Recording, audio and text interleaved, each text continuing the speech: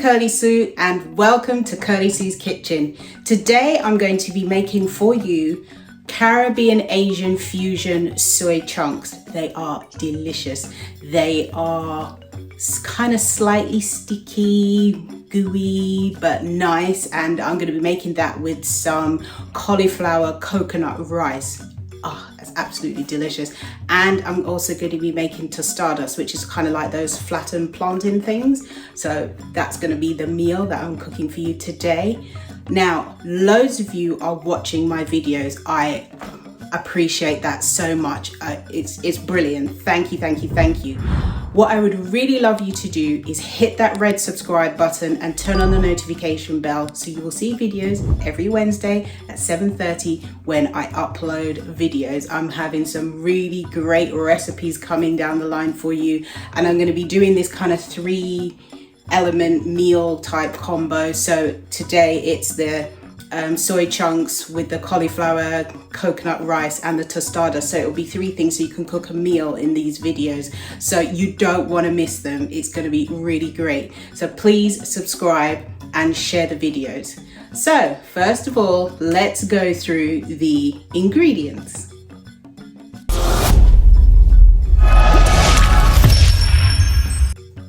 So for the ingredients, you need 250 grams of the dried soy chunks, the juice of 1 lemon, 1 tablespoon of coconut oil, half a red bell pepper sliced and diced, 4 tablespoons of the low salt soy sauce, 1 tablespoon of mixed herbs, 2 tablespoons of grated ginger that's been peeled and minced, and 2 cloves of garlic that has been also peeled and minced, 8 to 10 tablespoons of ketchup, and a little bit of black pepper to taste.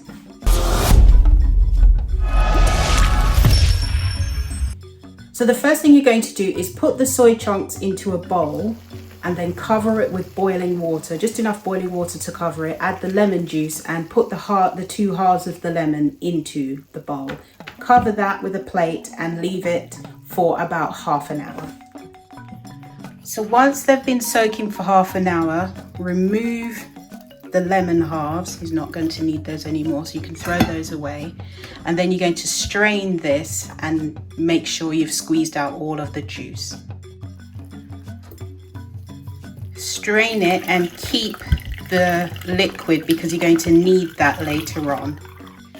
So once you've drained it, it should look like this, and when you touch it, they'll be hot. They should be quite soft and squidgy. Right, next you're going to heat the oil, the coconut oil, in a pan. So let it melt out first, and then you're going to add half of the soy chunks, or if you have a bigger pan, you can add the whole lot. The soy chunks, and then you're going to leave that to brown in the pan for about 8 to 10 minutes. So I'm just going to add mine. So my pan is not the biggest in the world. It's kind of medium sized. You can do this in 2 batches basically. So you stir these every 1 to 2 minutes to make sure they don't burn, and you leave it on a medium heat. You're going to do that for 8 to 10 minutes until they're brown.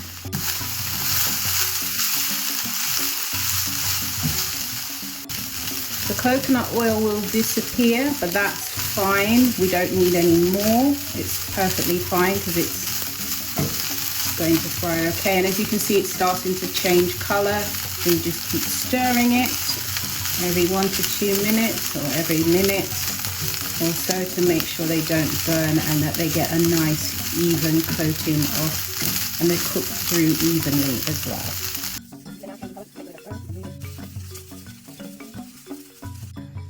So I've done it in 2 batches, and then now I've put it into 1 big pot. So remove it from the heat, and then I'm going to turn the heat down so it's quite low.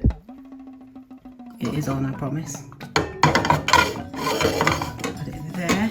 And then we're now going to add And now we're going to add the 4 tablespoons of soy sauce. So add that in and give it a good stir.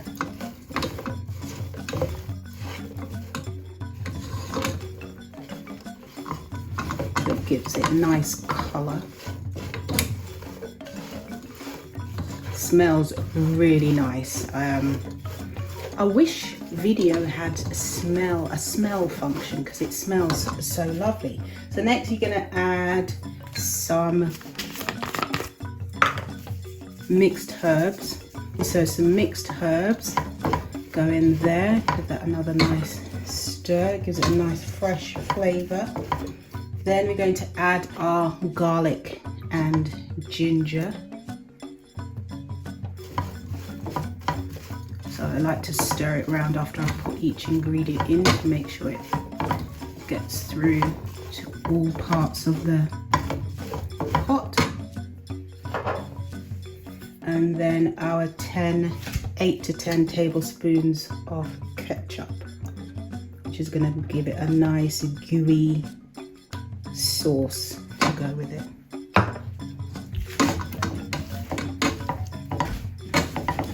Give that a good stir around so it's still on the low heat. And they're all coming together now, it's looking really nice. Right, so now I'm going to add a little bit of the liquid that we soaked the chunks in. So about 1/2 cup of the liquid you can put in there and stir that again.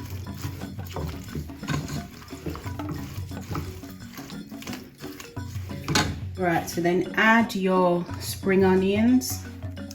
You can use 1 or 2 of those, and your red pepper.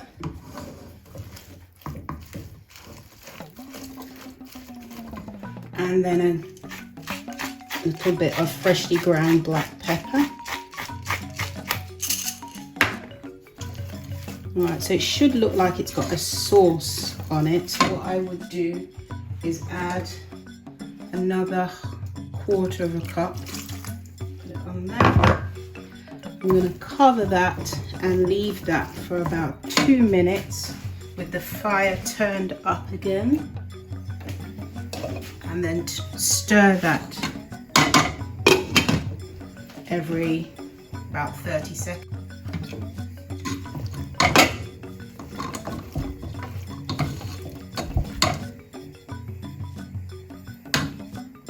An optional extra is 2 to 3 teaspoons of coconut sugar. You don't have to add it, but it does give it a lovely flavour. I've just added mine. Give it a good stir as well.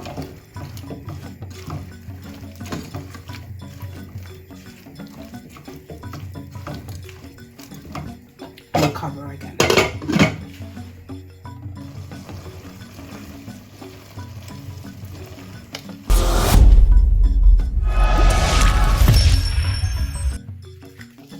So next we're making the cauliflower rice. So you just get 1 big cauliflower, and you're going to take off all of these green leaves because we don't need these for this recipe. Just give them a good pull and they'll come right off, just like that. You can see, and we don't need the stem part either, so we're just going to cut this in half and then cut out this stem part. So we're going to cut this in half with a really sharp knife. Just being careful. There, now that we've cut it in half, we just chop out the big stem bit at the bottom, just like that. And then what we're going to do next is wash the cauliflower. Oh, there's a stray piece of thing here. Let's take that out. So then now it's like that, we're going to wash this and then pull it into small parts.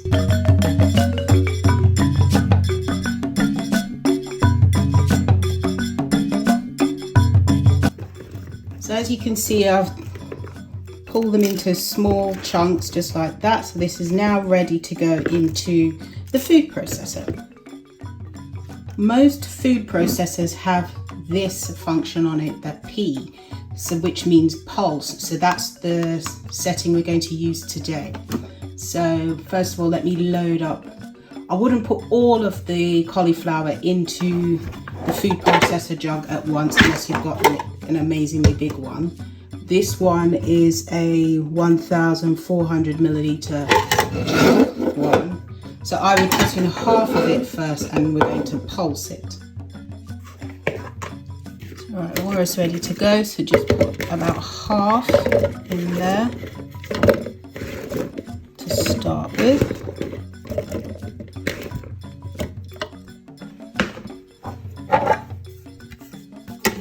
Cover it, and then we're going to pulse it about 10 times.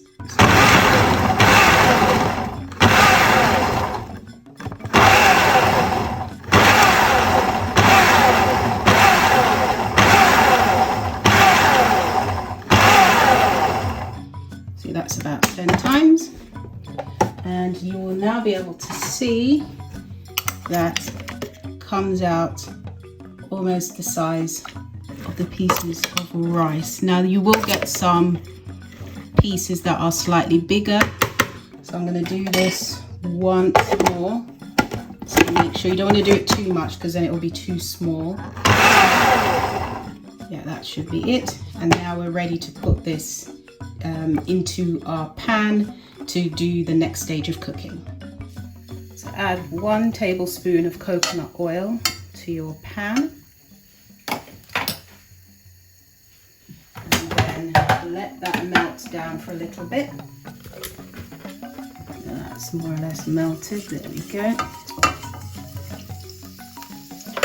Then you add your cauliflower, your riced cauliflower.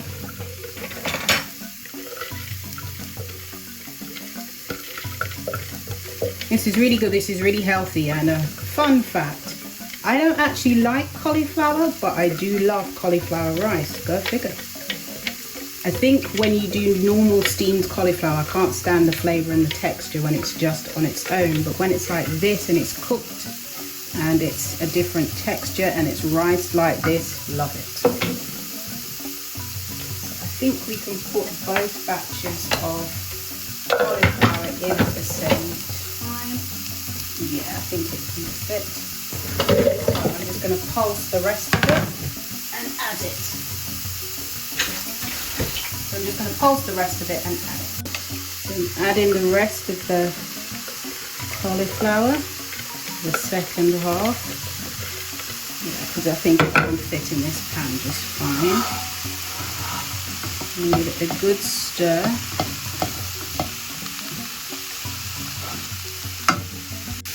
Add 1 tablespoon of coconut sugar. And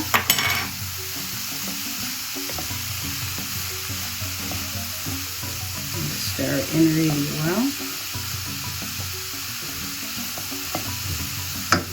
And we need a little bit of salt as well. Just a little sprinkling of salt. Taste.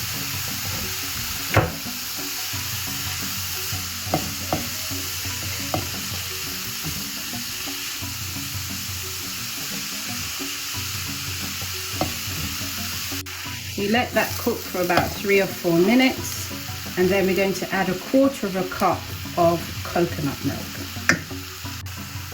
Right, that's our 1/4 cup of coconut milk. Stir.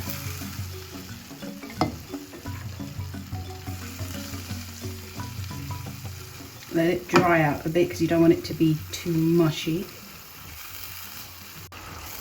So you keep stirring it with the lid off until it dries out a little bit, so you don't want it too mushy.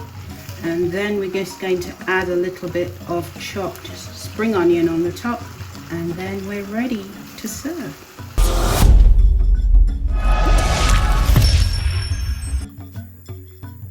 So for the tostadas, you're going to need 2 ripe plantains, not too ripe. I like them usually when they're a lot darker than this, but you can actually have them lighter than this because you don't want it too soft, you want them reasonably firm. This is my version of these. There's lots of different ways to make it. This is definitely not the traditional way. So yeah, to peel the plantain, first of all, how I peel it, take the knife, score it like that, chop off the top and tail, and just peel it out like that.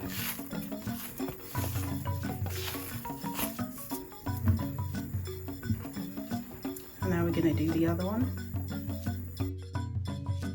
So chop them into kind of 2-inch chunks like that, and pop it into a pot of boiling water for about 5 minutes. After 5 minutes, remove it from the heat and drain.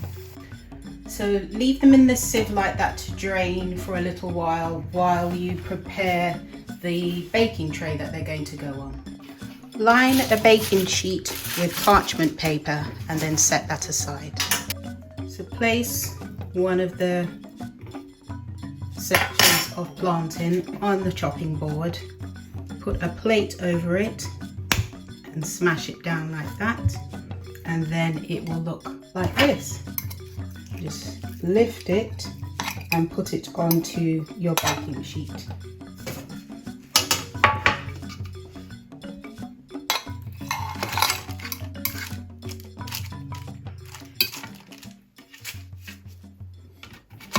And you keep going until it fills up the baking sheet. So now that those are all flattened and on the baking sheet, you just get some spray oil and just do a couple of squirts per Tostanes. And then you're going to pop this into a medium oven. After 15 minutes, turn each of them over.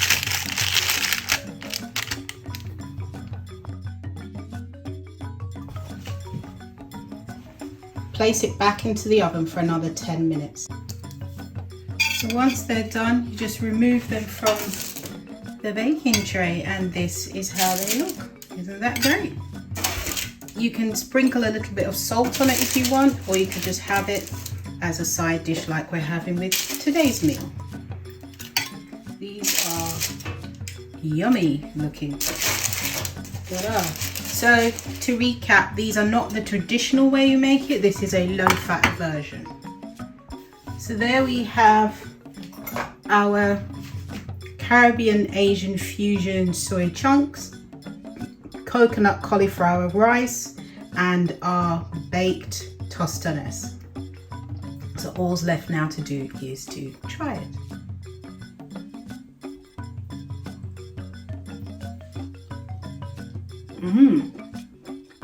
Very nice. The coconut cauliflower rice, it's not soggy, it's quite not firm, but rice type firm. And the soy chunks are just nice and tender. I'm going to try the tostanes.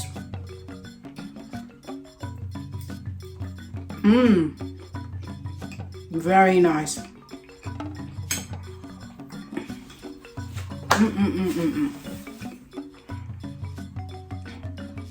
If you enjoyed this video, don't forget to give it a thumbs up.